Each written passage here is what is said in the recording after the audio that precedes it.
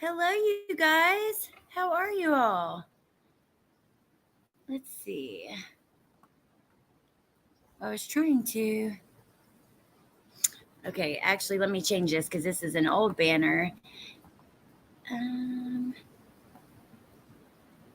sorry, you guys. I am not with it today, like at all. So, fair warning. I was supposed to go live a little bit ago. I was not feeling good. I've been super tired all day. I've just not been with it like at all. So, yeah, how are you guys? There we go. Let me see. Hey, Nadine. Hey, Christina. Hey, Brooke. Hey, Danny. Good to see you guys. Hey, CJ. Michael Miller. Hey, Kay. Mama Bear. JC. Hey, PJ. Hey, Elizabeth. Jody. Crime Curious. Yeah, he's just creepy looking in general, but I thought the same thing. Hey, Purple People Eater. My mind boggles me, Steph and Melinda. How are you guys? Good afternoon, Steph Lynn. Hey, Jan. Hey, Amanda.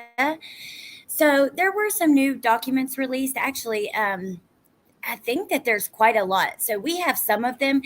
I heard somewhere there were hundreds of pages of documents released. I don't have that. Plus, we could never go through that many. But we do have some of them, and it is quite interesting. So Melissa Jade sent them to me. That's how I knew, like in the middle of the night. When I saw my phone this morning, I started looking through them, and I'm like, what the heck? I have some questions. Then there's a Vanity Fair article I wanted to look at with you guys. Honestly, I'd heard about it the other day and I skimmed through it. And I don't know how, but I totally missed another part, which I happened to see today when I was just skimming through it again, because I knew Bullhorn Betty was mentioned, but also psychic Reverend Donna Serafina is in there. It's quite interesting article. And then also I was going to tell you guys, I just heard about this case like a few minutes ago, but there was a podcaster killed, her and her husband, by a stalker. And I thought it was something we should touch on today as well, considering what we're doing here. You know, it's a very similar type thing. And from what I understand, she was very aware of this stalker, had extra security, different things like that to try to protect herself, and they still didn't, you know. Hey, Delaney. Jay went live at 7 a.m. Hey, Leo. Headphones, how are you? Oh, I'm so excited too. Yay, Amanda. I'm happy to hear that because I was way off. I just not myself, not feeling good. I'm usually very antsy and I'm not like tired throughout the day. And today I'm just like, oh, I'm nauseous and just gross feeling. I've been watching like a bunch of videos I missed out during the week. By the way, let me just say, if you guys didn't see what happened with Deets on the Streets, you have to go watch that. Actually, I heard a little bit about it and I hadn't had time to catch up. And yeah, so you guys need to watch that. She did a live stream. She actually did like an expose on JLR. And then she did a live stream after that. And there's other creators who did like short videos on it. Like I watched one today from Jonesin. But you guys just try to catch up with that if you can, because it's quite alarming what's taken place and everything that's happened. And yeah, it needs to be talked about. I was laughing my ass off about how salty Betty was reading that article on her live. I know. I was just watching that today too. JC, I'm going to pull up the art. Like I've grabbed an article for it and I'm going to pull it up. Deets on the Street. Yep, Glenn. I'll grab at the end of the live, I'm going to get the link and share it for you guys so that you guys can go over. Hey, Shelly. I actually thought of you today, actually, with these documents being released. I'm like, you know what? There's some people who don't watch all the other channels. We got to talk about the updates. I'm doing okay. Never with it. So I feel you on that.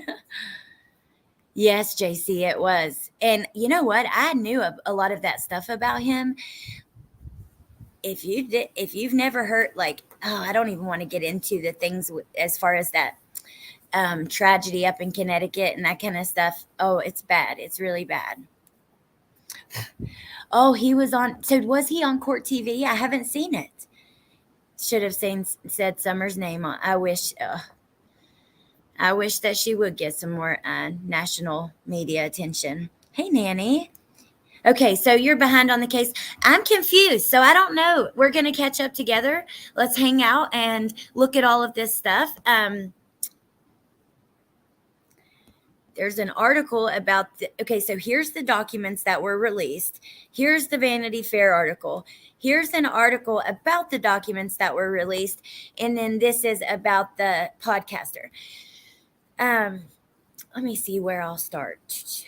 I think we'll start with the documents because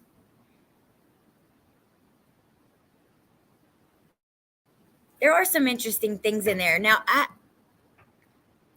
I want to know your opinion because to me, it looks like a certain way, but I'm not sure that I'm right. And yeah, so let's just get into it. And then I'm probably confusing y'all. Some folks like JLR, others not so much. I am sub though. Delaney, I'll tell you what. There is sometimes where he finds information that it's hard to find and he gets interviews. I will also say that I've watched him and I've got episodes on my channel, for Summer Wells of him going down there and showing up at Tim Mullen's mother's house, even though they asked him not to, and saying, hey, I'm outside. Just trust me. Nate, will you message Woofy and tell her I'm live? Because she's calling me and I just called her, but she didn't answer. Pretty please. Yeah, so he's done some really, he makes people uncomfortable. Not everybody wants to talk. You can't force people to talk I'm not a fan of that kind of behavior. I think it gives us all a bad look, to be honest. And I just don't like it. And like the misinformation, don't forget, we were told that, was it Hannah? One of Xana's friends that was involved in the killing and all this stuff that was not true. What about all the cars outside of the dorm? Literally, there is someone who went. Okay, so JLR releases a video. There's 9 state troopers outside of the boys' dorm or outside of the fraternity. Everyone's like, oh my gosh. Then a few weeks later, again, he releases a video about nine of them being outside of the fraternity. A local goes and films it and goes and shows what's actually going on right at that moment. No one was there. So I'm not a fan of the trickery. There's already enough of it. Like, there's already enough for us to try to make sense of. So I'm just not a fan of the trickery. But like I said, there is times he gets information, I haven't seen anywhere. Hey, Ruckus Rocks. Ooh, I missed it. I'll have to go check out your live from yesterday. That's interesting, JC. Hey, Roll. Mad Catter has quite the criminal history. Yeah. I am, Shelly. I thought of you today just specifically because of this, so we're going to go through all of it. Delaney. Okay. So I need some help, you guys, deciphering through this. But seriously, because, okay, so here is a search warrant that, we see that it's for Amazon. They're talking about sealing the Amazon. Let's see. It is hereby ordered that the search warrant it's all going to be redacted, but we know that they've been getting information from Amazon, which could be for many reasons. Then we see that more Amazon. Oh, and I'm going to show you why for sure, because they're talking about a Kohberger knife. Now, a Kohberger, oh God, you guys, I don't know how to say that right, but regardless, here, we'll just continue. Let me not put it in my own words, actually, and look dumb.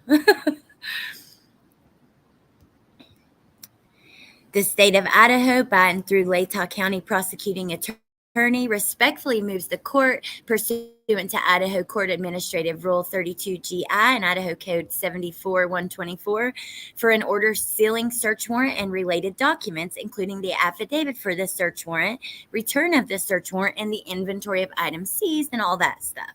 So, more about that.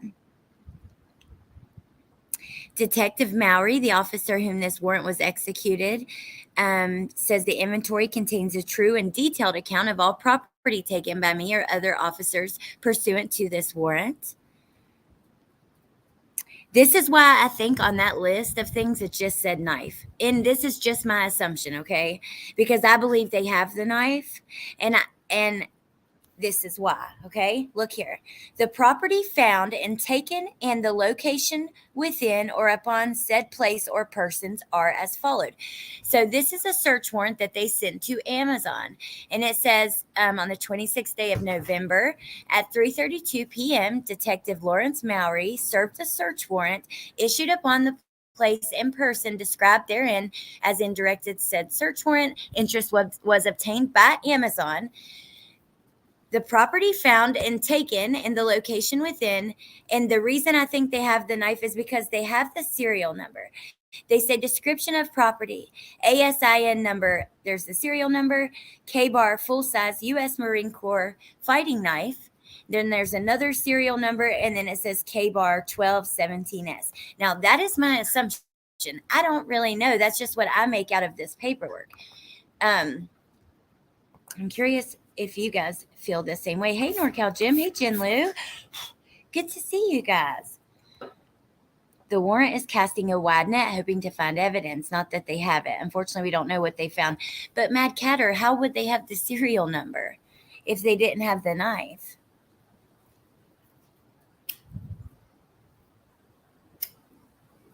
Are they trying? I feel like they're trying to see if it was purchased on Amazon, but Alexis, what if he bought it and returned it after? They sent SW to a bunch of places that sell that specific knife and sheath. But wouldn't they have had to find the knife to have the serial number, or am I totally wrong?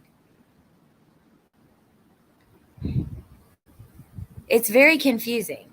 Hey, West Virginia Holler Girl. That's kind of what I make out of it. But like I said, maybe I'm wrong. They found a receipt. Would it have the full serial number on the receipt, Mammy? Danny B, what kind of idiot orders a murder weapon off Amazon? What kind of idiot orders your wedding ring off Amazon 3 weeks before you and your new wife take the life of your old wife, Tammy Daybell? And Chad Daybell's the idiot, by the way. Amazon standard identification number is a 10-digit alphanumeric code that identifies products on Amazon. It's unique for each product and is assigned when you create a new product in Amazon's catalog. Okay, that serial number is a unique Amazon item number. So would this number be the same for all knives of this style, or would it be a different number for each particular knife? There you go, Jen Lou. I cannot wait, Jen Lou, for us to do this. You need to message me because I'm ready as soon as you're ready. Like, I know Monday, I've got 1 or 2 days a little bit busy next week. By the way, I'm throwing a party for the kindergarten class on Friday, which I'm so excited about. I mean, I cannot freaking wait. Just kidding.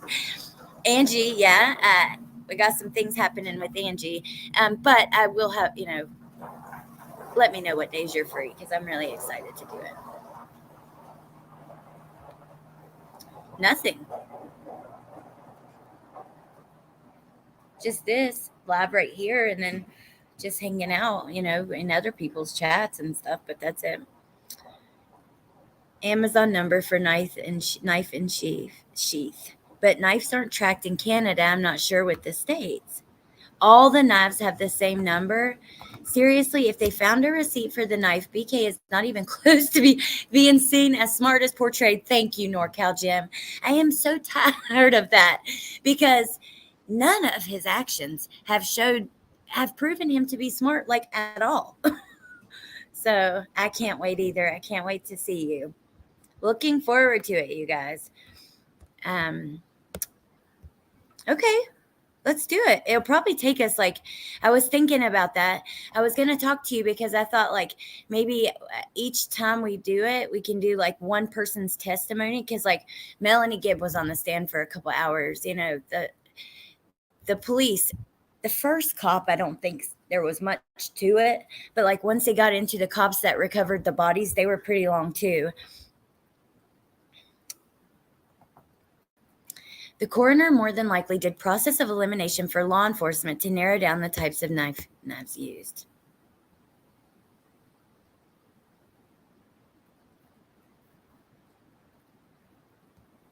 The dentist.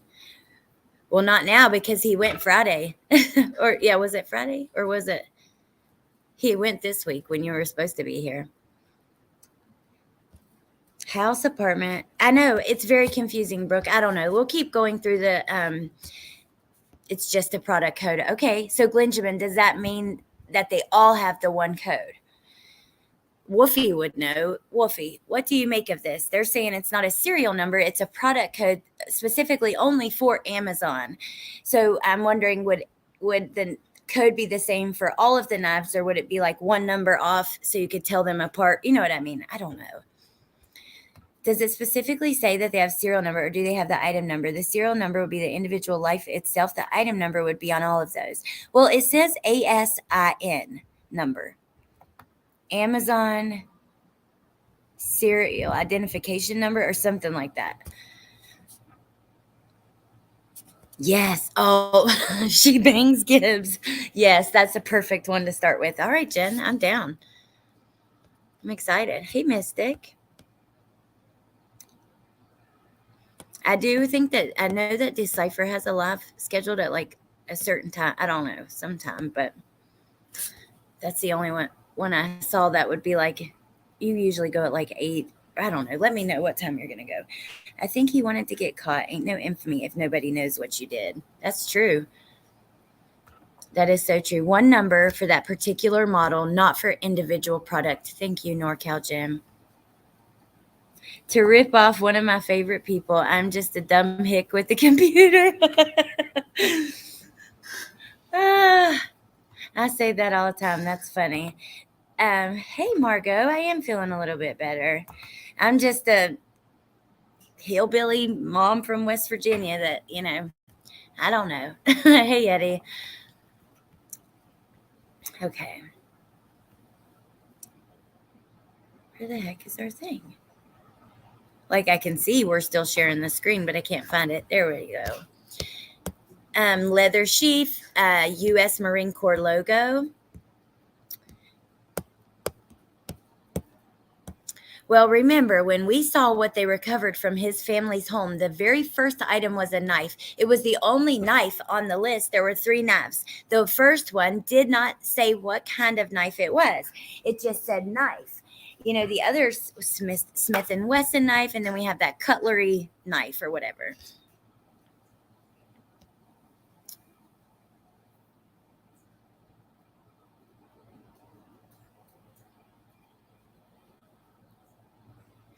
Okay, wait. This is an order, and it says, it is hereby ordered that the peace officer shall deliver or cause to be delivered the property described in said inventory to the Moscow Police Department. So they're basically ordering Amazon to do what they say, right? Here's another search warrant. They're looking for 2 different K-bar knives, you guys. A fighting knife. No. The sheath and then the knife. they want to know. They says, Lawrence Mowry, having given me proof upon oath this day showing probable cause, establishing grounds for issuing a search warrant, and probable cause to believe that the property referred to and sought in or upon said premises consists of information for the crimes of homicide in the possession or control of Amazon related to the sales of the following items for the period of January 1st, 2022. Wow, January 1st in the year 20,222. Dang. To present. A K-bar, K-A fighting knife, and then the sheath. Or straight edge sheath and fighting. Or, oh my God, straight edge knife and fighting knife sheath. The records shall include, but are not limited to, account information for the above named individuals, entities on Amazon or affiliated websites, order details and purchase history for all transactions conducted by the above named individuals, payment information for payments made, and all customer interaction records between Amazon and the above named individuals and their representatives, to include call notes, call recordings, emails, and or written correspondence. They want electronic records. Electronically stored records shall be produced in electronic form. They want text data in a data file. And then here's the amended search warrant. Wait, so that is so confusing to me. So every product sold on Amazon has this number.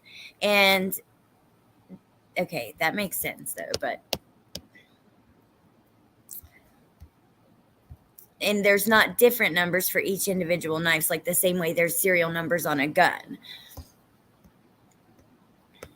Same thing that we just read pretty much. Image data. They also want image data. Shall be produced in a graphic data files in a non-proprietary or commonly readable format. Encryption authentication. You are therefore commanded to search the above described premises for the property described above, to seize it if found and bring it promptly before the court above named. This warrant shall be executed within 7 days of issuance. Yeah. So Amazon had to give it up. Hand delivered. An extension to return search warrant, which was hand delivered. Wait, 12/9. What the hell? Hold on.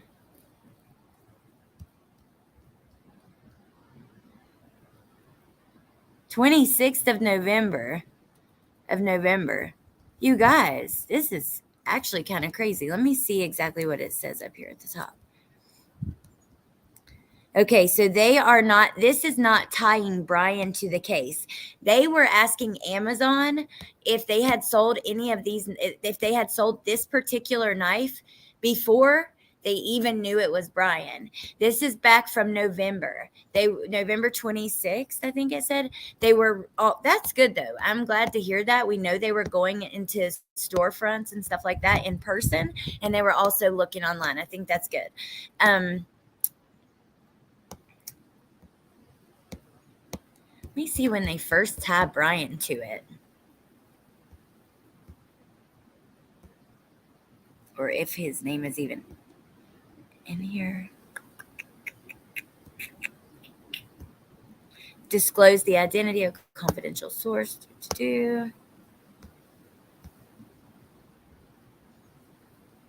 On November 26th, I obtained a search warrant for Amazon. The warrant was served on November 26th. On 12/8, I received an email from Amazon which contained the requested information. An inventory was prepared for all the items received, and the information received was placed into evidence at the Moscow Police Department. So they got an answer. We don't know what they got. They won't show us that, obviously, but they did get an answer from Amazon. That's kind of interesting. Okay, we're going to move on, you guys, because I got other things I want to show you. I was too, Steph. It took me a second, and then I was like, wait a minute. Okay, they're just asking. Bryan's name is nowhere on there. This is just Amazon and the That's how I figured it out. It threw me for a loop for a second. Okay.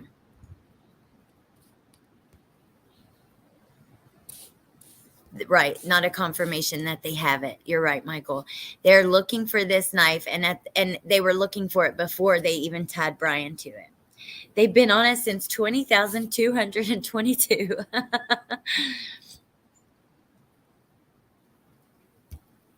Hey, Amber, and you're not an idiot. Ruckus Rocks podcast, we're figuring all this out together as we go, okay?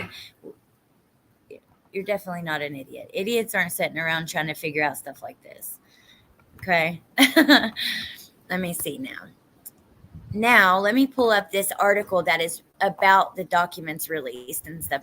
Maybe this will give us some clarity. I actually haven't read this even. I just saw it and I was gathering stuff, and I read the Vanity Fair one. But like I said, like the first time I skimmed through it, I didn't notice that Donna was also mentioned in there. It'll be an interesting read, and we'll get right to that after this. Oh, I forgot. We also have DoorDash. Okay.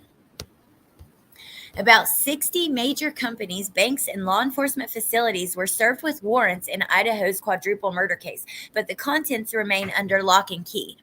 A judge ordered the warrants to remain sealed and redacted in the case against Bryan, who's accused of fatally stabbing the 4 college students. But the recipients of the warrants were included in recent court filings. The reasoning is the same in each of the judge's orders, which is about 750 pages. The documents contain highly intimate facts or statements which would be highly objectionable to a reasonable person. And the documents contain facts or statements that might threaten the safety of or endanger the life or safety of individuals. That's quite interesting. How could that? I don't know.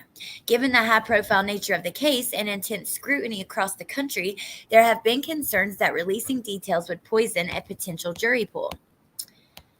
This is the full list of warrant recipients, and I did scroll through this because look, it goes quite a while. I think there's 4 groups.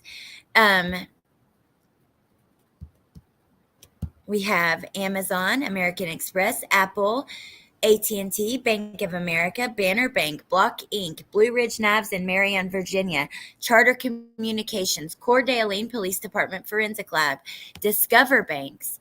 I wonder why that Blue Ridge Knives in Marion, Virginia. That's kind of odd, right? eBay, Elon Financial Services, Idaho Central Credit Union, Idaho Department of Labor, New America Credit Union, another credit union, another bank, Verizon Wireless, Washington State University, DoorDash. Now, I saw channels going kind of, well, if they're asking for DoorDash, does this mean that they think that he called in the DoorDash? And no, I think that that's a huge jump. I just think, look at the list. That's my personal opinion. It's very possible that he ordered that food that night. I don't know, but I think they would have wanted all their information either way. A cloud networking company called Extreme Networks, Google, Inland Cellular, K-Bar Knives, Match Group LLC, which is for like dating sites, Mega Platforms, Facebook's parent company, or Meta Platforms, Facebook's parent company, Moscow Police Department, PayPal and Venmo, Reddit. That's interesting about Reddit. Snapchat owner Snap, another bank, UPS, 2 warrants to Verizon, Walmart, Yahoo, and Yik Yak. Kohberger was a criminology student. He made a cross-country trip with his father after the alleged murders from Washington State to their family home in the Poconos.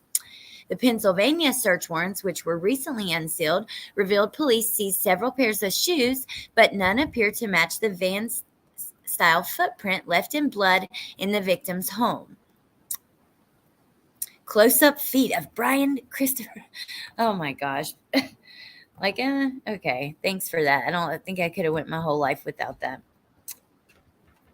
Hey, Amber, they need DoorDash's info for proof of who made the order, where it went, and what time. DoorDash will have info the user account doesn't have. Thank you. That makes sense. Hey, James, thank you. I feel like that's why he was cruising the neighborhood waiting for the delivery. I would not be surprised. I honestly wouldn't. It's kind of like a way to test the waters. But the weird thing is, if we let's go with the theory for just a second that it was him that ordered the DoorDash. Why Xana? Because many think that the target was not Xana, right? Was one of the girls upstairs. Even the police kind of have alleged that in the family. So yes, they are jail shoes. This was him as he was being escorted from court. Hey, missing people with confusing stories. What, Wolfie? What did I say?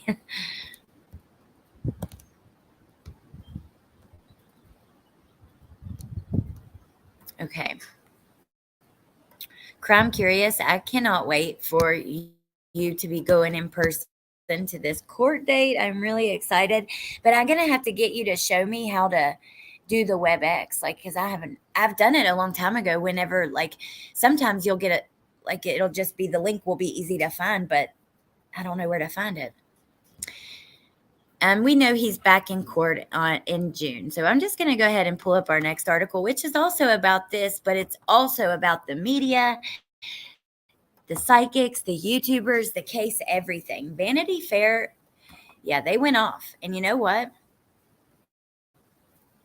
You can't tell me that some of you guys haven't thought that, you haven't seen coverage of some of these cases and been like, that's ridiculous. You know what I mean? So I think that, I don't know, it's important to talk about. Am I going to broadcast what live? I added a link to my website. Yay. Awesome. Thank you. I was talking about the link to broadcast the, even if I wasn't broadcasting it, but just to watch it as well. The Letitia Stout case. Some of the headlines have me shaking my head. I know. From court, right, Steph? Yes, I want to. I would love to do this one as well. It's hard though, because a lot of creators stream like the court as it's happening. So sometimes I'll opt out, but I care. I am also just so invested with Gannon's case that I don't care. Like, if every channel's streaming it and no one's here, I still want to do it because I want to do it. It's something I'm really excited and I just can't wait for the day. Well, hold on. Letitia is defending herself because that's probably going to be quite painful, but I can't wait till it's over and her ass is locked up for life. He's upset with his bushy eyebrows.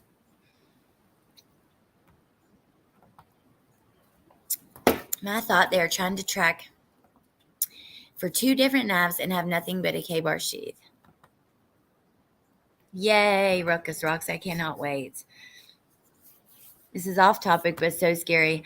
Yes, Mystic. We're going to talk about that next. Actually, let me show you. So I just heard about it right before I was going live, and I put the article in our thing. So to look at next. Podcaster and husband murdered, absolute worst outcome for a stalking case. And I know that she was like working closely with the police over this stalker and stuff like that. And she was still, unfortunately, her life was still taken. He was still able to do that. It's absolutely insane. So we will get into that. It's scary, very scary.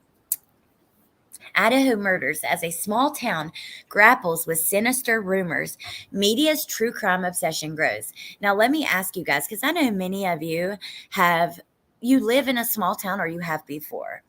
I grew up in a really small town. There was no mayor, anything like that. Like, there wasn't enough people for that. It was just a little small town. There was like one main road and a lot of little back roads and lots of woods, and in West Virginia. Now, I was thinking, like, if something like this was to happen there, right? And then, like, your small town that nobody's even heard of or cares about all of a sudden gets attention like this. Like, imagine how that would feel. That would be really tough. Spicy Sugar. I don't remember her name. I'm going to pull up the article after because, like I said, I just saw it like right before we went live.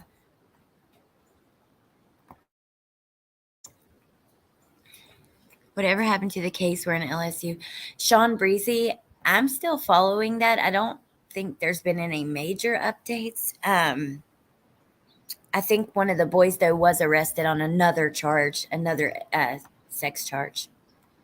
There were 800 kids in my graduating class. I'm trying to think about mine. I think we had like 3 or 400. That seems kind of big. Okay. While social media puts forth speculation and false information, channels like News Nation are making a name in true crime coverage. So there we have Bryan Enton standing outside of the house.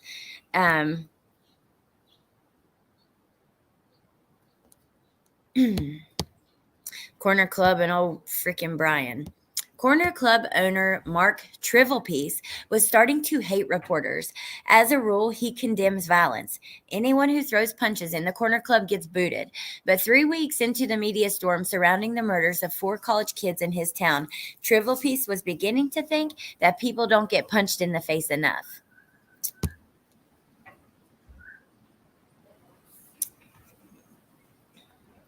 We did read part 1 on my channel, actually. If you guys, I don't know if you remember, but we did go through the Vanity Fair article. On November 13th, Ethan, Xana, Kaylee, and Maddie, their lives were taken in their home in Moscow, Idaho. Trivelpiece's bar is where 2 of the victims, Gonsalves, so Kaylee and Maddie, spent their last evening on Earth.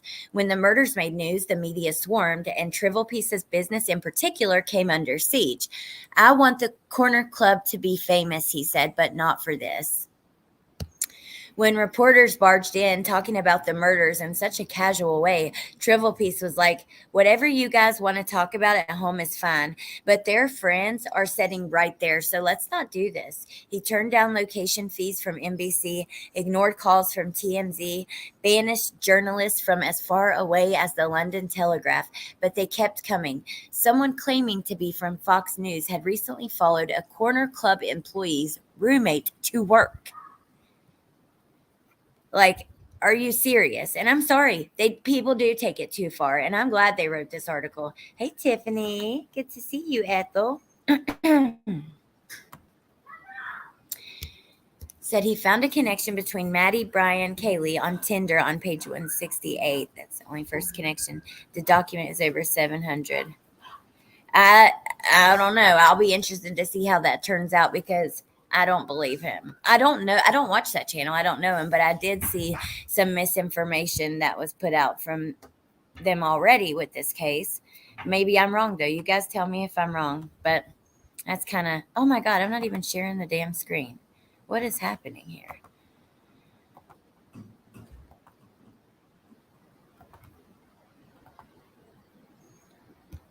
I don't know if you guys even seen the pictures at the top, but it's okay. Let's just keep going. I can't imagine how that must feel. Like, oh, like other Moscow business owners, Trivelpiece's workforce and customer base are heavily composed of students who make up about half the town's population. After the murders, Fox estimated that 25 to 40% of those students fled home. There was a killer on the loose, but Trivelpiece wondered if media harassment played a role in the mass exodus. How many students aren't going to come back because Fox News is setting out in front of their house? Trivelpiece knew I was media as soon as I walked into his bar. The tell was not just that he didn't recognize me. Trivelpiece isn't great with names, he says, but he knows most patrons by their drink orders.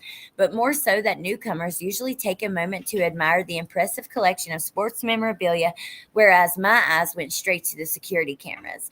Before agreeing to speak to me, he asked for my driver's license and set about making sure that I was not with Fox News. We're in mourning and we're a small town and we know what's going to happen, he said to me. You guys are going to go home and you're going to write your story. And if you write something that maybe puts us in a negative light, it doesn't matter to you, but it matters to us. We have to sit around and deal with the repercussions of that and explain to the rest of the community I was misquoted or, they don't understand what I was saying. And we don't want to do that. We just want to be there for each other right now.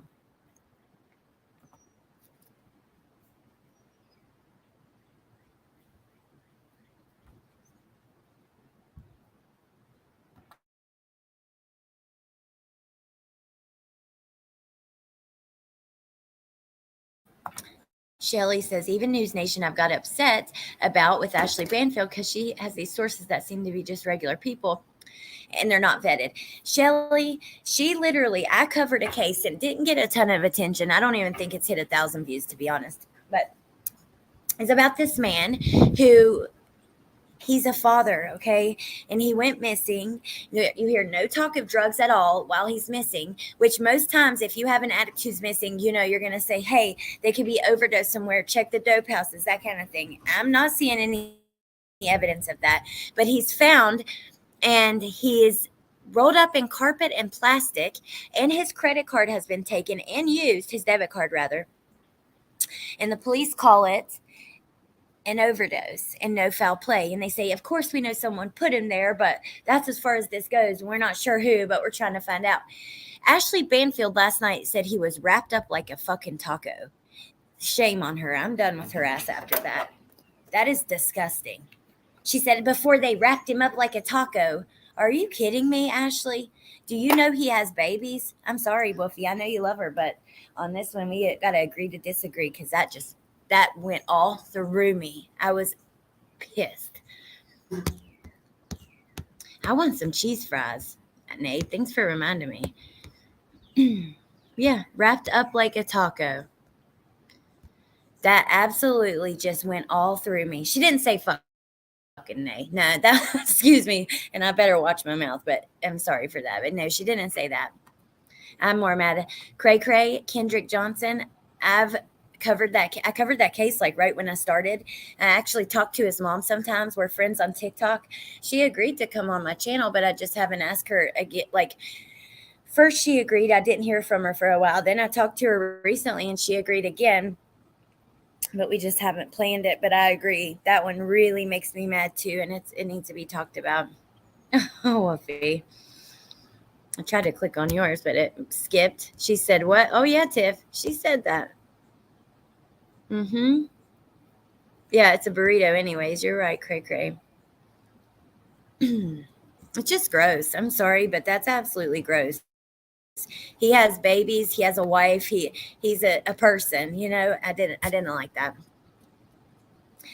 So the bar's only rule was don't be an asshole. In a single day, Trivial Peaks had thrown out 11 reporters. The problem was he could not throw out the invisible army of internet trolls who followed those reporters. And exponentially, more of them flocked to his social media pages and the pages of his employees every time Corner Club was mentioned in the news. He'd read Reddit threads that painted Moscow as a dark, depressing town because the sun set at 4:30. Well, we didn't effing choose when or where our time zone borders are, Trivial Peace said. Someone had left a Google review of the bar saying, these girls, Kaylee and Maddie, told me the food is to die for. Trivial Peace's staff member Adam was doxxed and harassed after the news networks aired security. Oh, okay, Adam, remember him? What did you say to Adam? Maddie, what did you say to Adam? That conversation with Kaylee and Maddie and Jack? Adam was doxxed and harassed after news networks aired security camera footage of Gonsalves and Mogan walking around downtown Moscow talking about someone named Adam. Yeah, but that was actually, to be fair, that was a Facebook group who released that. They want to click on their TikTok or their YouTube or whatever, said Trivial Peace, referring to reporters and internet trolls that follow in their wake. All social media has done is make idiots realize they're not alone. Ouch. But that is kind of true. Other local businesses sometimes, right? Because you have all kinds of people on social media. Don't forget that. You have all the good people that you see and you're friends with and you talk to, and all, the smart people you learn from, and also all the mean people and all the nasty people. And, it's just the truth. Other local businesses face similar scrutiny. He said, my shit is bad right now with these assholes, texted Trivial Peace's buddy, Jeff Smitty Smith, who owns Moscow Bagel and Deli down the road. At the time, listen to this. At the time, Smith was paying twice the price for 20% less profit at night. He decided to keep his store double staffed after dark, hoping to make his young employees feel safer and insulate them from the ongoing media harassment. However, the store was getting bombarded and borderline terrorized, in Smith's words, by acolytes of YouTube psychic Reverend Donna Serafina, who told her then 46,000 subscribers that the Moscow murderer, whoever it was at that time, there was no suspects, baked his own bread at a bread place possibly owned by said murderer's parents. Since posting the video, she's gained more than 10,000 subscribers. I don't make my own bread, Smith said. I don't have a son. I've never married, never had a child. But it was no use. The messages and comments and posts proliferated. Visits to the company Facebook page soared from 243 to 231,038. For failing to turn in his non-existent son, Smith received a suspicious catering order from Douchey Coward Inc. Triple Piece, a University of Idaho alum, was hanging out with his bulldogs, Matilda and Sarge, when one of his buddies reached out to say the Corner Club was on TV again, this time on News Nation's Banfield, hosted by Ashley Banfield, whom readers might remember from her MSNBC coverage of the 9/11 attacks and who is now a more Sato boss, Nancy Grace. Can you imagine? Because for real, Donna got it way wrong on this one. She was very good with JJ and Tylee, but in this case, she got it way wrong. Not only did she say there were multiple people, she said he had red hair. She said his parents owned a bagel shop in the town while Kohberger's parents were living in Pennsylvania doing working in a school district, like a local public school district.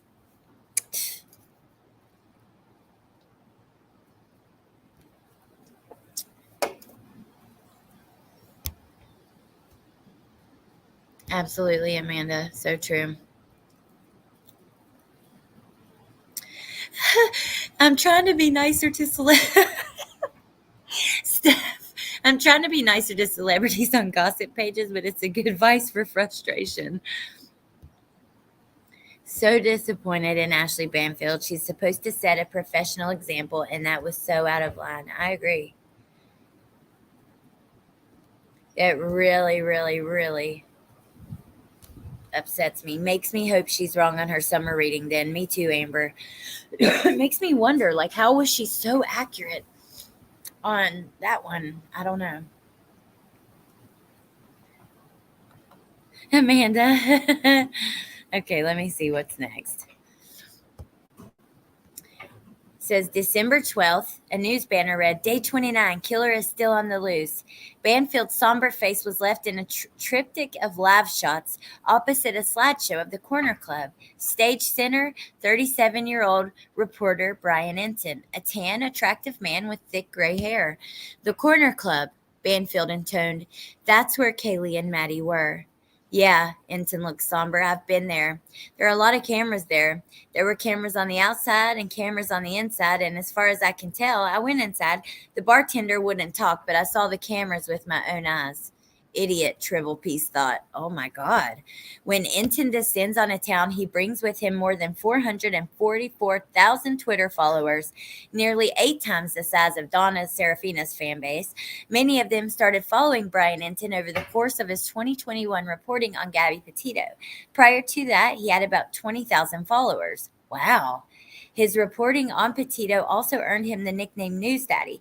In a Reddit sub devoted to him, Enton's fans rave, News Daddy is the only daddy you need, and dude grinds for sure. He does work hard. I mean, he's constantly going. And the News Daddy thing is funny, but people take it to where it's like annoying, but I like Bryan Enton.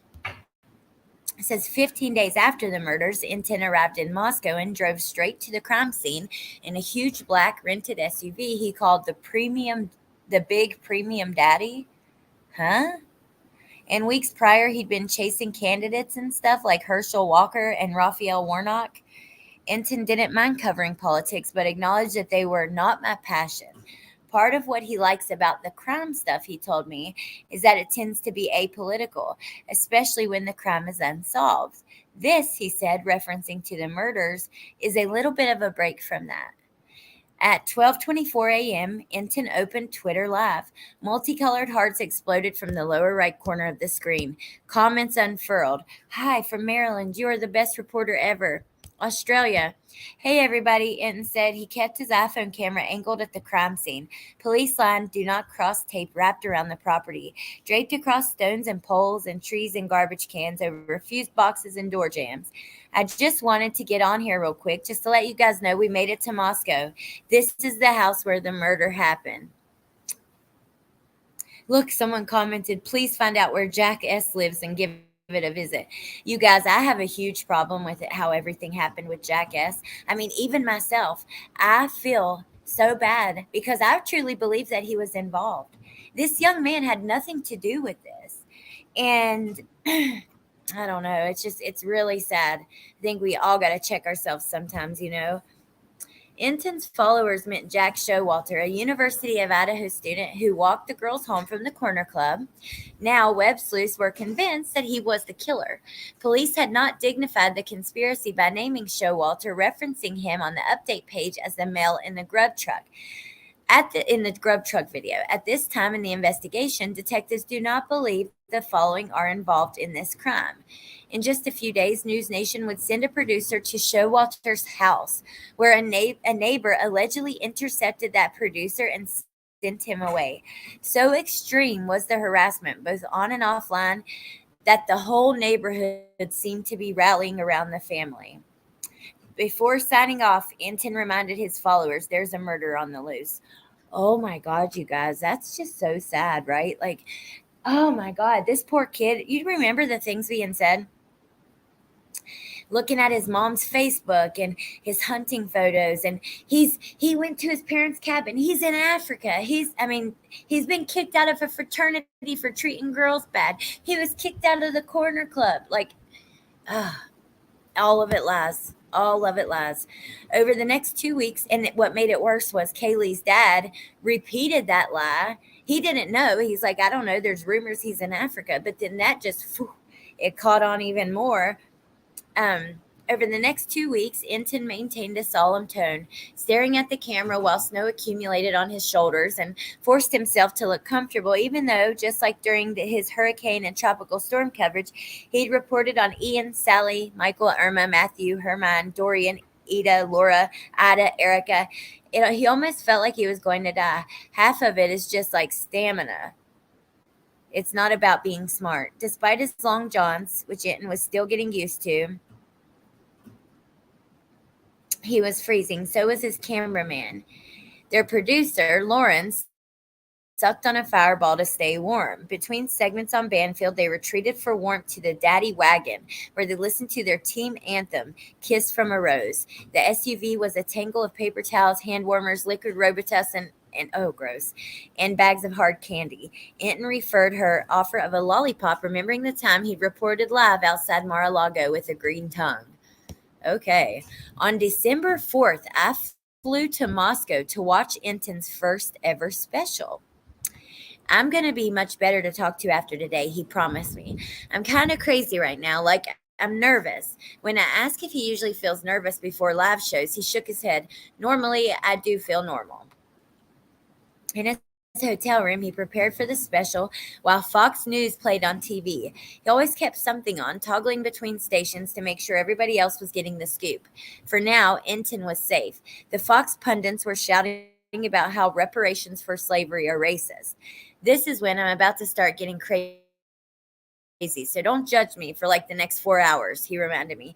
He proceeded to rehearse his lines, cycling through salt and vinegar chips while typing and muttering shit or the F word. I'm not going to keep saying that because I do know that YouTube's going to start getting onto people over that one. What in the world is happening here? Like, this is actually kind of cool, you guys, to see the other side of like Bryan Enton's reporting, which is the whole point of this article, right? He flew down there just to meet, well, part of the point of it.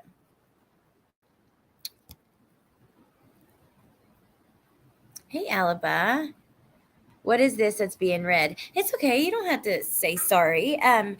So we went through some of the new court documents, and now we are reading this Vanity Fair article where they flew the person who wrote it flew out to Moscow and met with people of the Corner Club and Bryan Inton, and they're kind of giving their perspective, especially on how the reporting has damaged like the negative side of it, basically. Well, you know what, Steph? Not even just demonetized. Like, I think it's against their new like terms of service. Which I wonder if that will make you lose your channel if you get in trouble too many times. I don't know. It says live in Moscow, Moscow, Moscow. Enton drilled Moscow. Outsiders pronounced it like Moscow, but locals said Moscow. I've learned that the hard way. Enton said. I asked what it would take for him to leave Moscow and go someplace else. He thought about it. I mean, I hate to say it. A really bad school shooting or plane crash, like something catastrophic, his cameraman said. And Enton agreed, catastrophic. Wow. Later, outside the crime scene, Enton swiped foundation under his eyes like war paint and braced himself for the show to start. Does my hood look right? He asked. Sometimes I think it looks weird. After some consideration, he decided against wearing earmuffs. All right, guys, he said, let's do this. It's going to be good. Moments later, he was on the air, recapping the crime for anyone just tuning in. A nightmare for this town, a nightmare they just cannot wake up from. Enton's Idaho Murder Mystery Special Report contained exclusive interviews and one shocking detail. Gonsalves' injuries were significantly more brutal than Mogen's. In the absence of any new updates from police, sleuths took off running with what Enton had to offer. Internet sleuths are on the case, Enton said in his special. We are talking about the armchair detectives, people who sift through social media for any possible clue. And in the vacuum of information from Moscow police, their voices are louder than ever. Web sleuths earned their moniker in 1999 on a site by the same name, but their movement arguably reached a pinnacle during 2010 at the center of Don't F with Cats. I'm going to skip this part because I want to just talk about Idaho, Enton, and then the YouTubers, that kind of thing. He said something else began to happen during the Petito case. I just started to hear like cha-ching, cha-ching. Strangers were sending Enton random amounts of money on Venmo, a standard source of incomes for sleuths like Bullhorn Betty, which would have been fine if Enton were self-employed, but he had a salaried job at News Nation. $20 rolled in before he could figure out how to set his Venmo to private. Despite his professional use of Twitter, Enton is the first to admit he's not exactly internet savvy. He doesn't have a TikTok account and seems surprised to hear that there are TikToks about him. He had never visited Reddit. Once he referenced web sleuths as the internet people. When asked whether he thought sleuths might be causing more harm than good, he answered, I really think that 99, he caught himself, well, not 99, 90% of them have good intentions. It's a common misconception that sleuths solve Petito's murder. In reality, sleuthing helped police focus the search for her body. We all know that. Come on now. They helped a lot, though, please. Yet sleuths persist in the belief that they are heroes. Someone tweeted during Moscow murders investigations, for the love of God, I wish Moscow would provide us, the finders of Gabby P, with info. Oh my God. Okay, Lacey, that's a little far, sweetheart, but my God, people have lost their damn minds. How about the last super salty vinegar chip pieces of, oh my God, I love salt and vinegar chips. You guys are so good. Hey, Mallory. Hey, Marcia.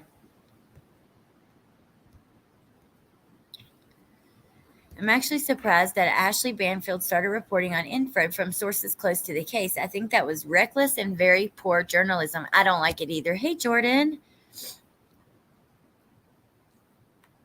Okay, Woofy. Hold on just a second. I cannot believe this person tweeted, I wish Moscow PD would provide us, the finders of Gabby P, with info. Who the hell do you think you are? Murder investigations happen on a microscopic level. After graduating from the police academy, a grueling process that involves physically demanding drills and literal obstacle courses, an aspiring homicide detective undergoes years of training. To denigrate this process may partly reflect society's growing discomfort with law enforcement. There have been many instances of police murdering civilians. Fearing them makes sense, but considering oneself more capable of solving a quadruple homicide from afar using only a computer speaks to a larger delusion that online we can do anything. Only a week after the murder, so many damaging rumors swirled on social media. Moscow police issued an update saying, "We urge reliance on official channels for accurate information." As Enton made his way through Moscow, sleuths spread untrue rumors that Mogan had bullied her freshman roommate into suicide, and the stabbings were an act of revenge, carried out days before what would have been the dead girl's birthday. You guys remember this rumor? Others claimed one of the girls' neighbors, Jeremy, was the culprit. Why else would he give interviews to the reporters camped outside? Hoping to set the record straight, Jeremy did more interviews and voluntarily provided his DNA to police. Yet the so-called sleuthing intensified to a point where he felt it necessary to carry a pistol for protection. TikToker Ashley Gillard, that's the one who was sued by the Rebecca Schofield, which is still unfolding. And Ashley says that she's not stopping. Enton had mixed feelings about social media. On one hand, he relied on his followers for tips that broke news. He used Twitter to broadcast updates, which he referred to as nuggets. At the same time, he feared getting canceled, both figuratively, like all it takes is one mistake, everybody could turn on me, and existentially, as in straight up disappeared, like in the crime stories he covered. Ugh. He said if he did go missing, he would have a really good army of people trying to find him. After the special, Enton's fans fixated on his stuffed up voice, messaging to ask whether he was sick or if it was allergies. A private investigator texted to say that his eyes looked like slits and he should try Robitussin. Sleuths posted screenshots of the segment claiming he wasn't really in Moscow at all. The snow was fake and he was in front of a green screen. People debated whether News Daddy was a real journalist or just another influencer. I mean, he's working for a news company. I changed my Twitter to professional Twitter and wrote something like news and media company, because I am going to start like a small LLC just for my channel.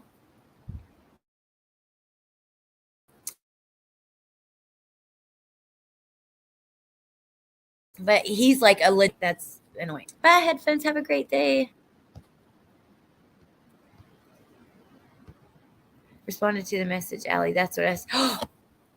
No way. I'm trying to pull it up while I was reading actually with my left hand, but I had to look at the lock screen or whatever. Okay, Ashley Banfield wrote back to Woofy. Woofy messaged her about remember when she went crazy on Facebook? I'm going to put it in our little folder and show you guys in a minute. I cannot believe her. So told you it was her. I think that people were like, is that really her? That's why Woofy messaged her, so we know for sure. Thank you, Woofy. Wow, what in the world? Hey, Addicted to Art and Crime. Okay, let's keep going. This is really interesting. To me, anyways. Days earlier, Enton had witnessed a viral score in the making. At the time, news was sagging, and networks clamored to keep the story alive by roping in commentary from former FBI agents referred to as the best-known lawyers and detectives. They were on King Road when they heard loud music, so loud Enton said you could hear it big time from the murder house. That was a quote from him.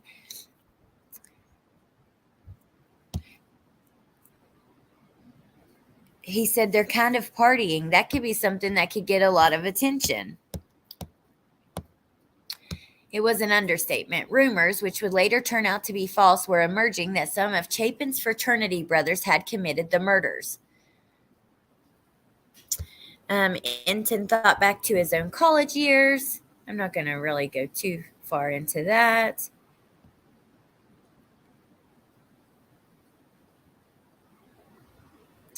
We're not internet sleuths. We're not working for Twitter, Enton reminded his team. We have to remember what sets us apart from the YouTubers, from the Twitter. Oh, okay.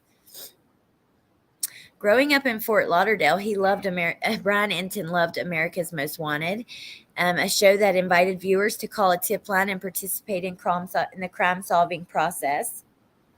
When he wasn't watching crime shows, he spent his evening glued to local news. That's interesting. So he's doing what he loves, actually. I'm not going to read all into him. There was a time where he would just go from disaster to disaster. Peter Jennings, he's talking about. Known for taking risky assignments. I'm not going to read all this to you guys. It's about Bryan Enton's life. And I don't think that, yeah.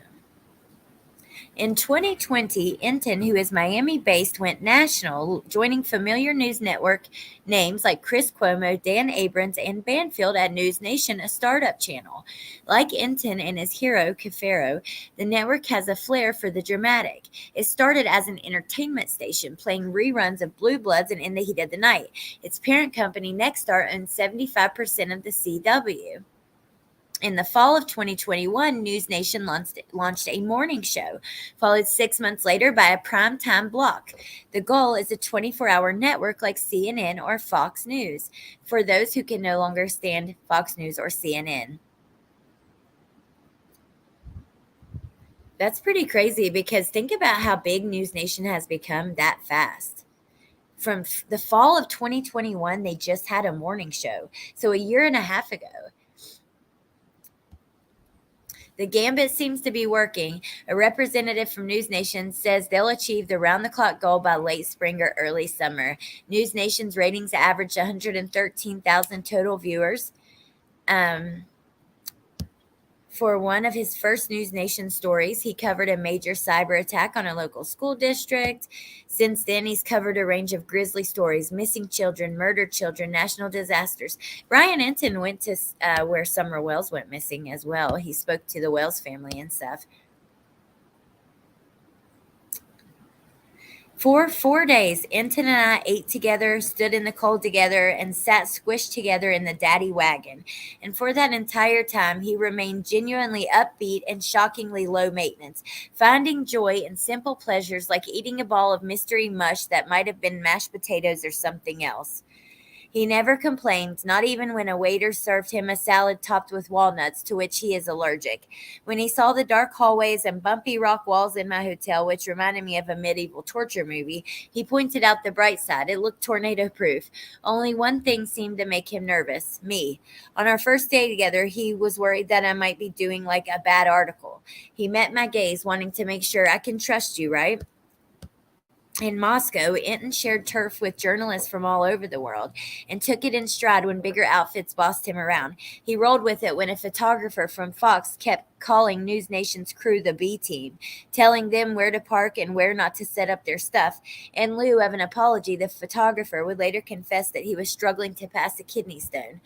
But Enton's crew was used to being treated like amateurs. Everywhere we go, we're outnumbered, he said. Fox News, in particular, seemed to be everywhere all at once.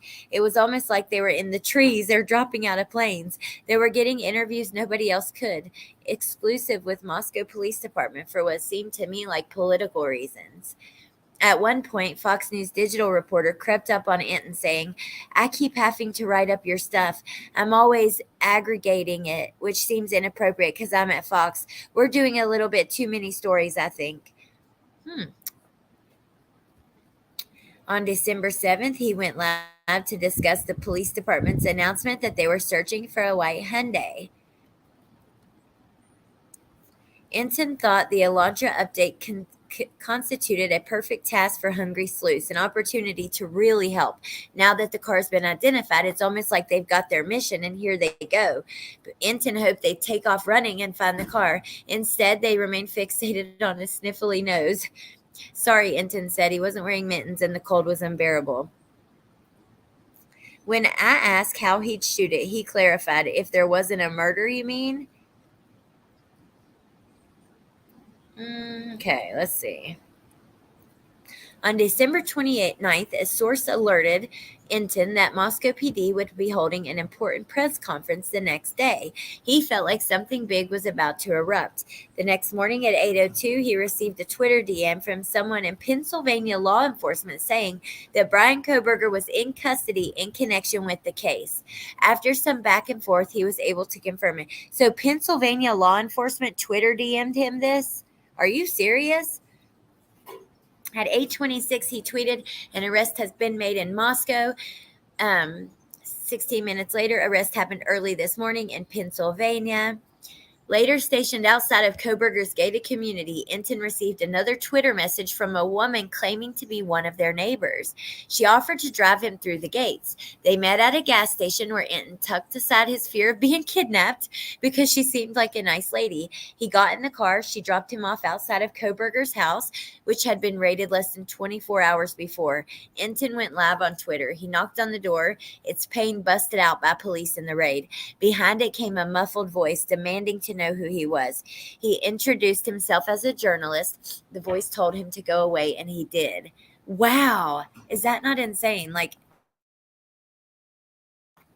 that's crazy. Just, he met up with some stranger, and that's how he got through the gates. Yeah, we're about to talk about a podcaster who was killed.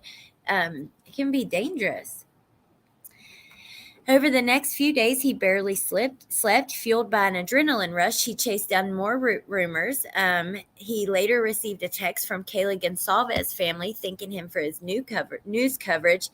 Maybe it was exhaustion, but the text brought tears to his eyes. "It just feels so good to know they think I've done a good job and been respectful. It's truly so effing incredible and has me really feeling raw." Since Kohberger's arrest, so-called suspects like Jack Showalter, Jack DeQuoy, and Chapin's fraternity brothers have been exonerated by reality. Though who knows what kind of psychological or professional toll this experience exacts. One of the surviving roommates, Dylan, continues to withstand a huge amount of abuse. Mortensen and the other surviving roommate, Bethany, both named as victims, were pillared on social media. One self-appointed detective posted pictures of Mortensen and Funk every day, analyzing their evil expressions and accusing them of the crime. Neuroscientists have found that when we interact with social media, it's the anticipation of answers, not their existence, that stirs us in a need to keep clicking, scrolling, and posting. Perhaps that's why Kohberger's arrest brings less closure to sleuths than one might anticipate. In our internet-addicted brains, it seems productive to skip past endings and repost whatever fresh allegations we've just read, misguided by myth that social media is a tool for social justice. In reality, studies show that screens lower our empathy, increasing the tendency towards cruelty. That's interesting.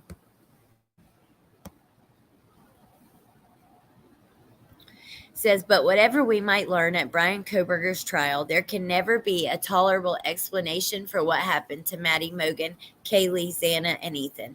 We want to believe in social media's immense power to reverse or at least rectify injustices. The alternative is that we've bought into a massive conspiracy, surfing and shaming and buying, fooled by the idea that our addiction to screens is productive, virtuous, never mind the destruction we leave in our wake.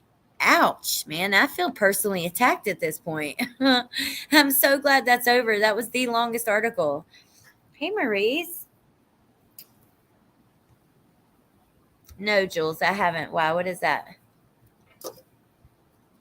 I mean, I know what Lyme's disease is, but why do you ask?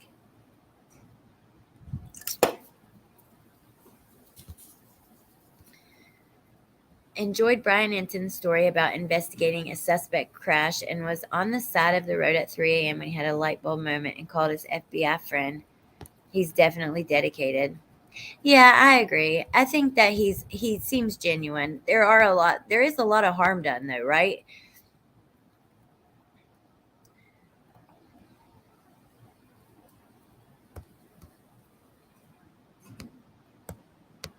And non-harsh doesn't know anything, in my opinion. I don't know. I have Lyme. When I first got it, I could barely get out of bed. That would make you very tired. Oh no, I mean usually I'm never tired. So today it was so odd, like I was so tired and nauseous and stuff. Usually I'm so anxious, I can't sit still. Like it's very rare to go in my house and see me just like hanging out on the couch. Usually I'm standing in the kitchen or kind of walking back and forth, that kind of thing. Dave, I know.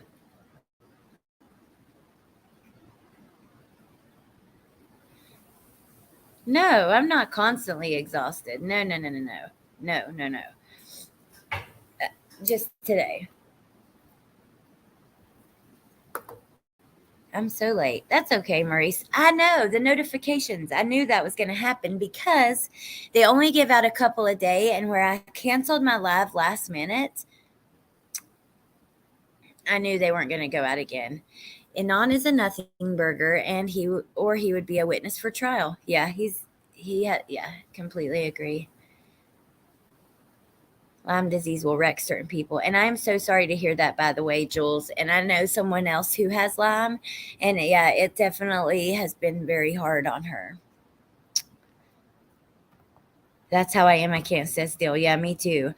Me too.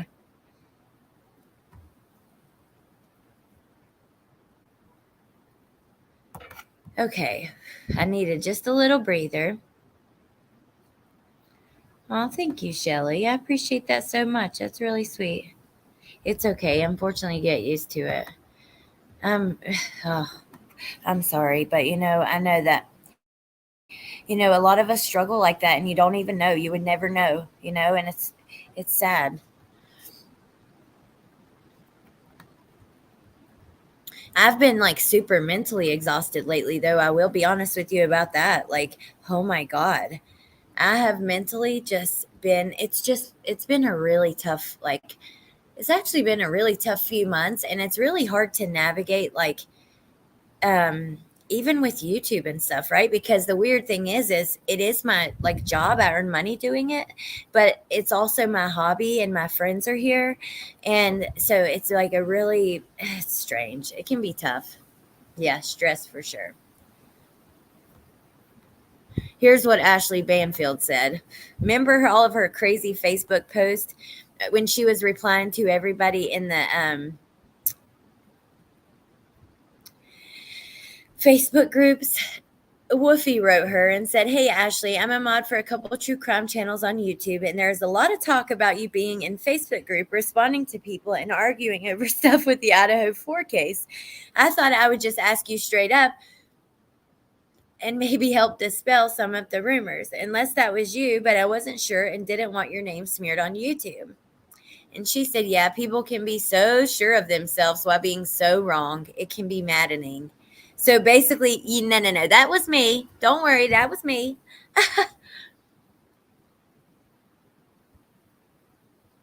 Anxiety is exhausting, but it also, you can't sleep with it.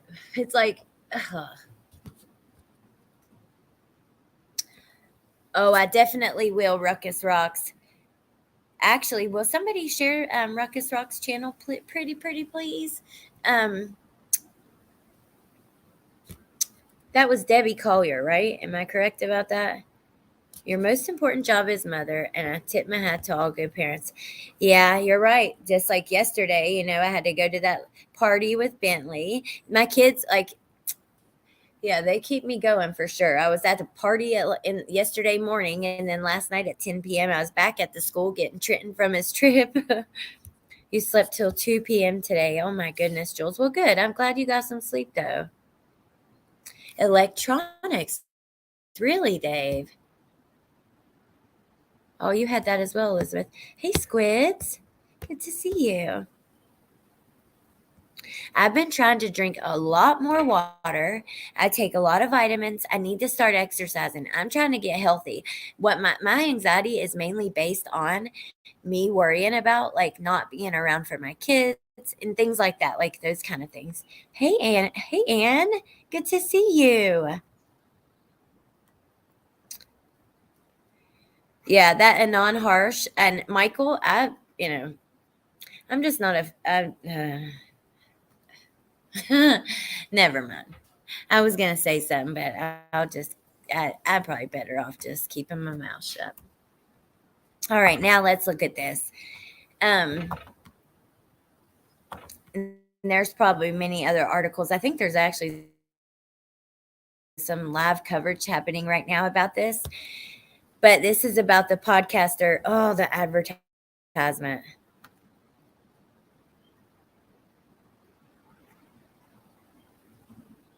We don't want to watch this. That's not fair. We don't want this big thing in our screen. Okay, podcaster and husband murdered. Absolute worst outcome for a stalking case, police say. A podcast host and her husband were found shot dead Friday in their Redmond, Washington home, allegedly by a man also found dead who had been stalking her for months, according to police, who had previously tried to serve a protection order against the suspect. Okay, so key facts. Raman Kodakaramrezai, 38, killed himself after apparently shooting dead 33-year-old podcast host Zohre Siddiqui and her 35-year-old husband, according to Redmond Police Chief Daryl Lowe. First responders tried to perform CPR after her husband was found inside the home with a gunshot wound. Siddiqui, the woman, had been contacted by, we'll call him Coda, last summer after he listened to her podcast. But she eventually filed a no-contact order against him after he contacted her more than 100 times in a single day and threatened to show up at her home. This is scary, you guys. This is the reality, too. Try listening to high frequency to heal the body. You know what, Riddler? I do, and I need to do that more. I actually did the other day, though, after we had talked about it with Melissa. Hey, LFT.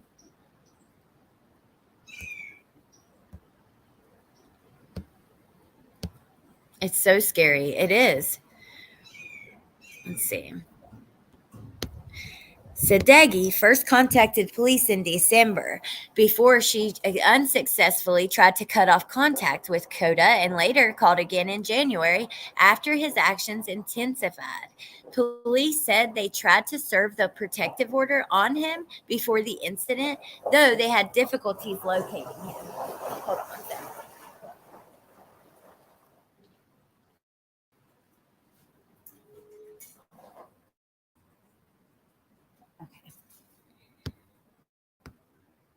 Crucial quote. Lowe said the incident was the absolute worst outcome for a stalking case, adding it was every victim, every detective, every police chief's worst nightmare. 3.4 million was the estimated number of people 16 and older who were victims of stalking in 2019. 67% were fearful of being physically harmed. Siddiqui hosted a podcast aimed at far-side speaking programmers in the U.S. She was a software engineer who worked for Promontory Mortgage Path after studying at the University of Washington, Tacoma, according to her LinkedIn. Nasiri, who married her in 2011, had been working at Amazon since January of 2022. Let's see. Was this pull up her LinkedIn? Yes. Well, crap. It's signing me in, I think.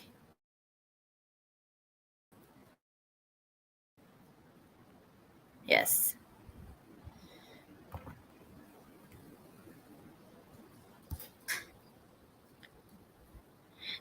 Elizabeth, I'm going to run through the sprinkler nude.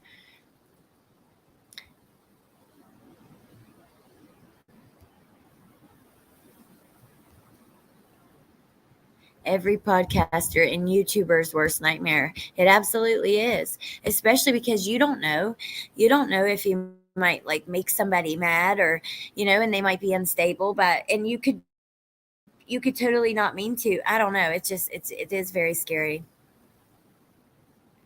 There are a few YouTubers who are so disliked and just keep pushing their haters to try and make them angrier.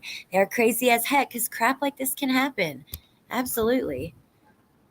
Please solve this puzzle. All right, let's try this. Pick the image that is the correct way up. Okay. It's proven that you're a human. That proved it.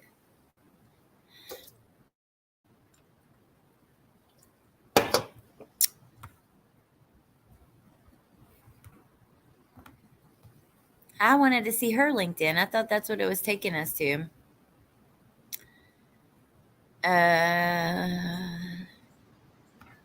Hold on a second.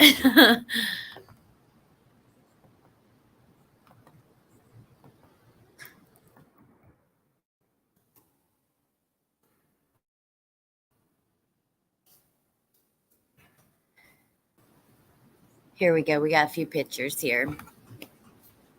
We'll just do this. I was going to try to get her LinkedIn, but I honestly just created mine not long ago to look one person up, and I don't even know anything about LinkedIn.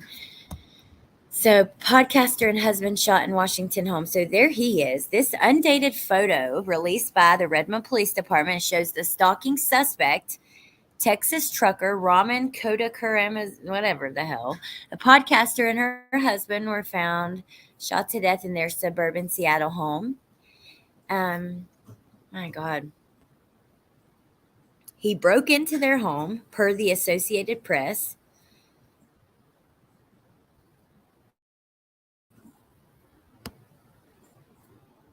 He entered through a broken window where he allegedly shot both of the victims and then himself. Her mother was also in the home, but escaped unharmed to a neighbor's house. Oh my God, her poor mother. This is the absolute worst outcome for a stalking case, like we read just now. My God. He said this was the worst nightmare for stalking cases and cautioned, just because paperwork has been filed, a piece of paper does not protect a person when someone is intent on causing them harm. It only gives officers the ability to enforce the order. That's sad, you guys. I don't know. Just be vigilant, That's all we can do.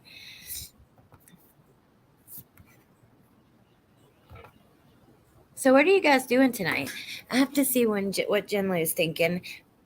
If she's doing that, then I'm gonna join her over there. Let me see if there's. I try to be chill in chats. You didn't offend anybody, Michael. You do great.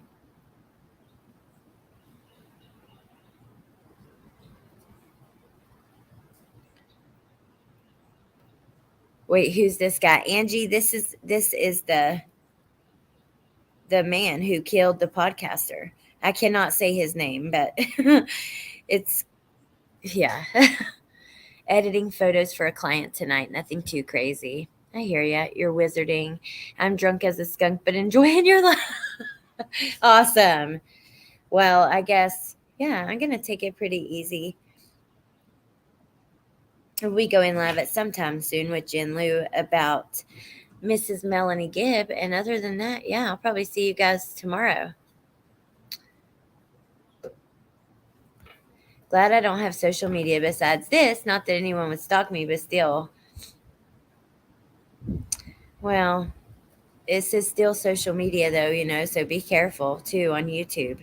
You never know who somebody is. Somebody can pretend to be, especially if you've never seen them. But I mean, I don't know.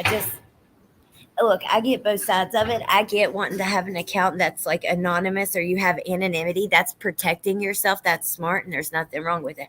However, you have to know that anybody could be anybody. Just because the name might say, just for instance, not picking on you. Well, let me just use Nadie. Just because the name says Nay and it's a pretty girl doesn't mean that that's actually a pretty girl named Nay, and it's scary. Even with the kids. Trenton plays these games that have these little chats in them and stuff, and it makes me crazy. I've literally went through his messages so many times, and I've actually found some alarming stuff, like this one little girl who kept leaving him messages that was like, I'm gonna they were like borderline stalkerish, talking about coming to see, I don't know, just weird stuff. Shoot, it was weird. Oh, happy birthday, Texas Angel. I missed that. Yeah, I saw Woofy. Woofy went on camera on Melissa's. Someone could see you at work and decide to stalk you. Yep. I took off all social media and changed my number 5 times. People suck. People do suck. People are awesome, but they're scary as hell too. Oh, good night, JC. Almost midnight in Denmark. Could be an 80-year-old man in whitey tighties with the knife. Yes, MK. I asked to review Tessa's Discord all the time. When NJ. Oh, you did? Woofy, I thought you were on during the live.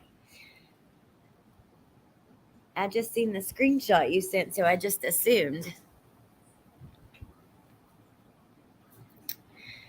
I don't know. I want to find a good movie to watch. Do you guys know any good movies on Netflix or I have on any of them because they have most of them. I don't think that I'm paying for Showtime anymore, but I have HBO Max, Paramount, Peacock, Netflix, Hulu.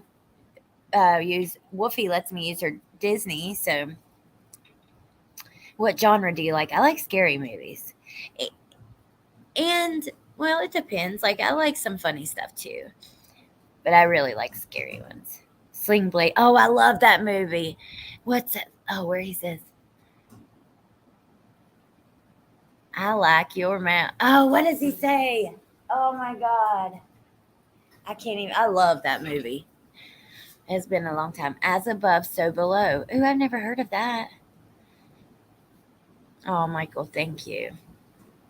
Yeah, I love Sling Blade too. That is just the best movie ever.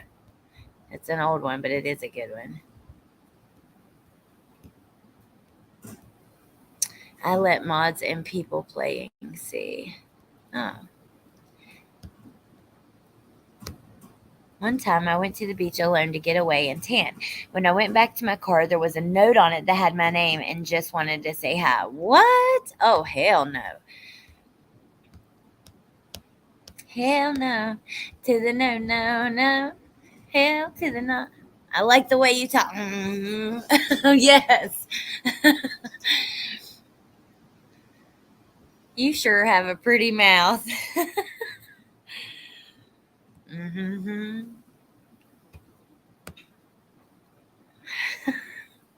God, I love that movie.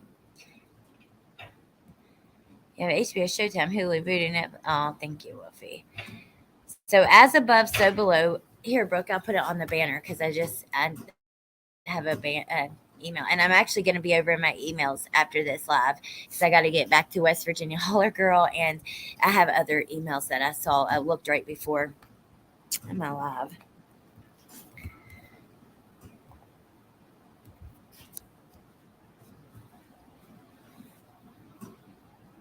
That strawberries and cream Dr. Pepper. You got it, Amanda.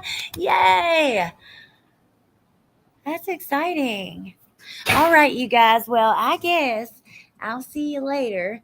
I can't even do it. I was going to try, but oh my God, Steph. Yes, we got it the other day and it is so damn good. Actually, I'm using it as an ashtray. I look like crap, but here, let me show you what it looks like. Because I won't go on camera. I mean, well, you might see me a little bit. Even if you do, I don't really care. But I'll try not to. See?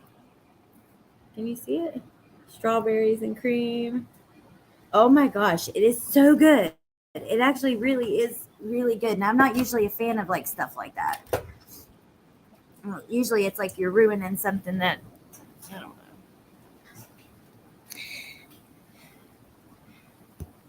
It's with the tea and what can I say who I'm not going to watch tonight? Hey, I don't care. All I know is that I'm certainly not interested in making you guys think that there's any reason that we should even care what a non-harsh has to say. He's looking for fame. Do you not remember how excited he was after he got some attention? He literally is not even a witness to the case, or he'd be under a gag order. So he's nothing he says matters. It's just, I don't know. It's nonsense to me. I don't understand it. I really don't. Just like playing into that damn man who made the video about Dylan, swearing that she was trans and all this stuff. Why? Why legitimize these fucking people? That's just stupid to me. I'm sorry. All right. Well, since y'all got a little taste of my sweet little southern sass, okay, I'll let you guys go. I've had cherry. You're a Mandalorian now.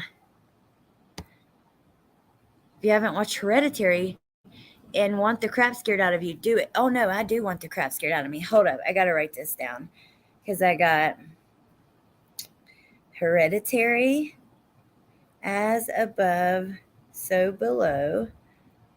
I'll text it to myself. Oh, you have a great weekend too, Maria. And I love you so much. I love all of you guys so much. You mean the world to me. You really do. Don't go in as your real name. Yeah, y'all. Again, came from the same channel. I'm just not interested in that, but that's just me. Exactly. At a victim's expense. Disgusting. Nice southern accent is the best for cursing. Like that, oh, honey, bless your heart. Bless your poor little pitiful heart. Midsummer. Ooh, what is that? That sounds like kind of witchy and scary or something. I might like that. The Last of Us on HBO. I'm writing all these down. Thank you guys. Ooh, I love some good recommendations. Me too, Steph. I'm glad to see you guys. It makes me feel better always. Go see Winnie the Pooh, Blood and Honey. Huh? Winnie the Pooh, Blood and Honey.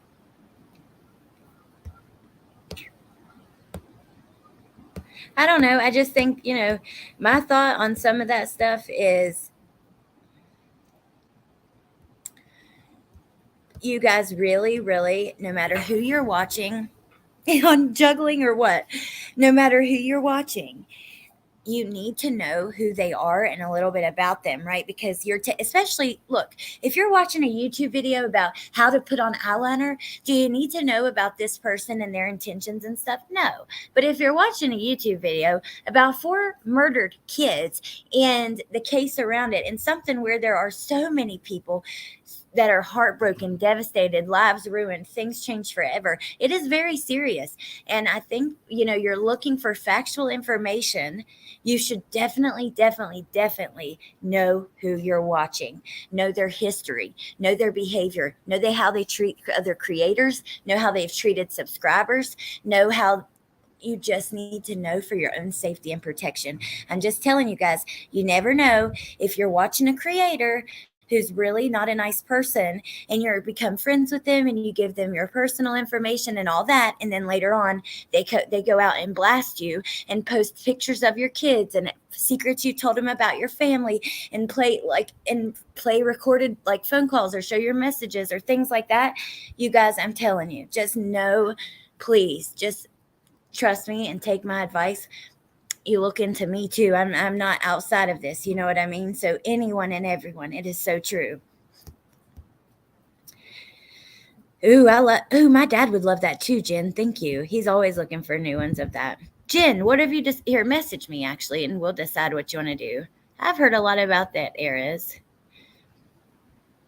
Paramount for Scream 6. Wolfie, why'd you get that? I'll pay for that every month. Is it out right now?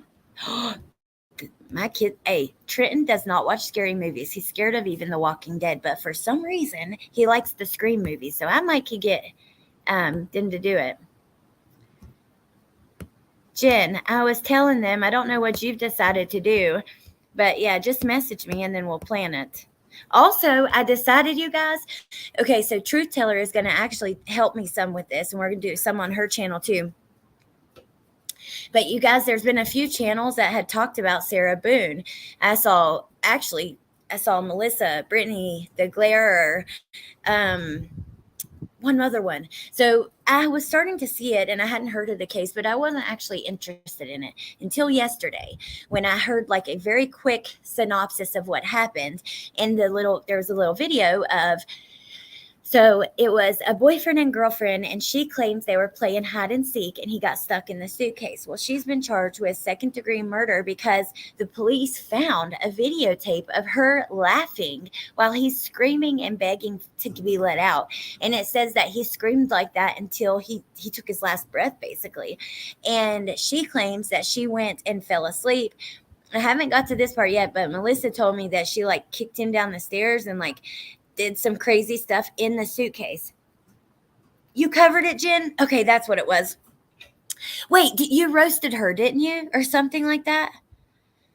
We're going to watch. We're going to get into that, and I'm so excited. I'm just learning about it, but it looks very interesting, and the trial is coming up. I think it like maybe I'm dreaming, but I feel like I remember hearing about you roasting her or something, Jen. Yes, okay. Yes, I'm not dreaming.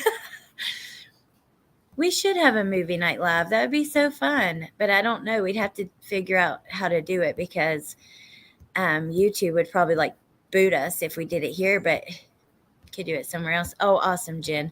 Okay. Well, then I'm going to let you guys go and go take care of some emails and messages and stuff like that. And whenever we decide to do the live on Jen's, I will link it on the community page, of course. And I hope to see all you guys over there. She has a great channel anyways. You should go subscribe no matter what.